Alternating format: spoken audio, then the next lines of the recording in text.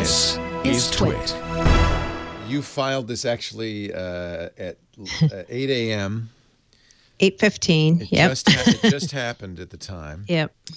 I saw it on Tech Meme. You were at the very tippity top of the Tech Meme heap today. Which must. Mary Jo, by the way, deserves some credit for the story, but I feel like I deserve some credit for my promo graphic. Oh, well, let me go. Oh, yeah, you do. Let me go pull up Thurrott.com. Did you use Paint to do that, or? No, I did not. You're always good with the graphics. They're always hilarious and timely. Panos in, Joe B out, that one? Mm-hmm. Okay. Oh, because that was a picture of something else in the background, and they made it look like Joe B. Very subtle. It's very subtle. Very nice. Nicely blurred done. To look like the original. Wow. Very nicely you done. Even played with the aspect ratio to give it a little bit of cantering. That's very nice. Yep. That's a good. But anyway, let's not focus on my amazing achievement here. Let's talk instead about.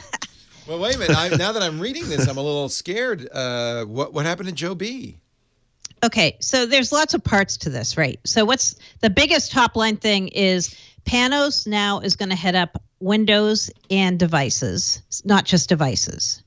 So his title stays the same, Chief Product Officer, but now he's running a group called Windows Plus Devices, and that's Windows Client, the experience part of Windows, plus all the other stuff he already was running, so Surface, basically, in one combined unit. Before, those were two separate units. And Joe B, who has been running Windows experiences on the client, is going to move to Office and run Office experiences along with another person who I didn't know. Do you know this person? Elise Holacek, Paul? Do you know who that is? I don't believe so. No, I didn't know him either. I'm bad but with together, names, but that doesn't sound. Yeah, familiar. I looked him up on LinkedIn, and I'm like, I don't know that guy, but I think Alice Holacek's going to be engineering, and Joe is going to be product management, and they're going to run it as a team. And at the same time, Joe is keeping the thing called EPIC, Essential Products Inclusive Community, which means nobody wanted that, huh? mobile apps on Android and iOS. So he keeps Launcher and he keeps Your Phone and keeps Microsoft News, I believe, as part of the. Okay. That makes some sense. It does. It has more to do with the Office part of Microsoft 365 than it does with Windows. Yep. Agree. And then as part of this as well, what else should we talk about? There's so many parts to this. I know. Well, let's hold on 1 second because let's think about and maybe talk about a little bit.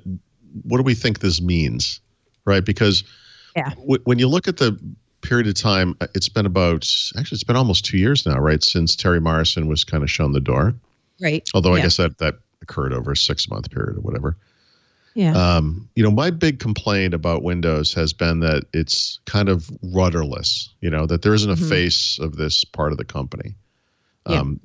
Obviously, as part of Microsoft 365, there's some representation there, but there isn't like a person directly responsible just for Windows, Right. There was a guy, you wrote about this, Iran Megiddo, I think his name is. I know I'm butchering the pronunciation, but they appointed him in May of last year to kind of be the new face of Windows, but then he never really came out to the public and said, here I am. I'm the guy. Yeah. I'm running strategy for Windows, right? Right. So he also heads up some education initiatives too. And I met him a couple times on education tours, but I never had he never came to an event and said, I'm the guy representing Windows, right? Yeah, but Panos Panay is a very high-profile person. So exactly. A person of his caliber being directly responsible for Windows Client, to me is great. It's a great news. Windows is still not directly represented on the senior leadership team, which no problem with. We'll talk about the revenue, earnings later, but Microsoft just reported their latest quarterly earnings, and we'll never know for sure because they don't provide the math we need. But I'm pretty damn sure Windows is their single biggest business, and that's kind of interesting. That's not long term though. That's not the future. Microsoft is not Windows. I know, but how many years have we been saying that? It's like, the cloud's the future. Windows is the past. Yeah, cloud's the future. It's like, well, Windows is still making more money than the cloud, guys. So we'll get to that, but. Yeah, I don't know if you saw what I added to my post later, that I got a little snippet from Panos's email to everyone about his new job. I don't think so. Nope. But he did say, this is an amazing time and opportunity to bring more energy to Windows and our customers using Windows. So he's saying, we know we've been kind of all over the map, and pay no attention. Oh, you mean I'm not the only one? Satya Nadella fellow. Windows still rules. Well, by the way, I actually, if I could read a little bit into this, they're never going to come out and say anything about this. But I mean, this to me is an implicit acknowledgement that they have ignored Windows too much, and to the detriment of their customers and to their partners and to the company. Well, that's interesting. So that's the tea leaves, which I was going to get to. Like, what does this all mean? I think that's interesting. That's part of it. I mean, that's part of it. It's not a complete reversal. Like I said, there's no SLT representation here. What's SLT? Or any change. Senior leadership team, sorry. So it's like Satya's inner circle, right, of people he takes advice from and meets with every week. Panos does not get a seat at the table. No, he does not. The big boy table. But Panos's boss, Rajesh Jha, is on the SLT, the senior leadership team.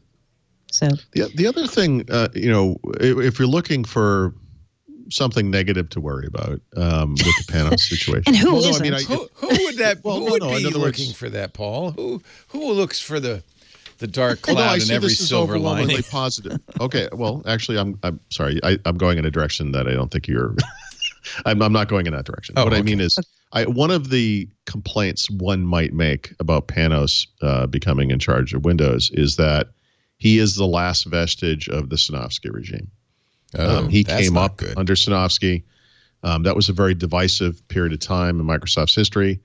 What did he do? Because Sinofsky was the guy who brought us Windows 8. What did he do? What did Panay do in the Sinofsky era? Ran hardware, right? Well, he did Surface. Surface only happened because Sinofsky looked at it and said, this needs to happen, and he pushed it through. So that's plausible deniability. I mean, he's not sitting there going, what we really need is a tablet-based operating system. He's not doing that. So though he did come up in Microsoft under Sinofsky and literally owes his career at Microsoft to Sinofsky, he doesn't have the ability to ruin Windows like Sinofsky did. There's no indication that that's what he wants. In fact, thank you. Glad to know that. Okay. But I mean, he literally is the only major executive of any stripe at Microsoft who was part of Sinofsky's regime. I mean, it's kind of interesting that he survived. And my belief is that the reason he is still there is because he is not like Sinofsky and those people who, all of whom are gone now, by the way. So, I mean, he's not that person. I don't think we need to worry about that. And I think the synthesis between the hardware and the software here, which is something he's always tried to push, is going to make Surface and Windows better. I think he is the right person for this job.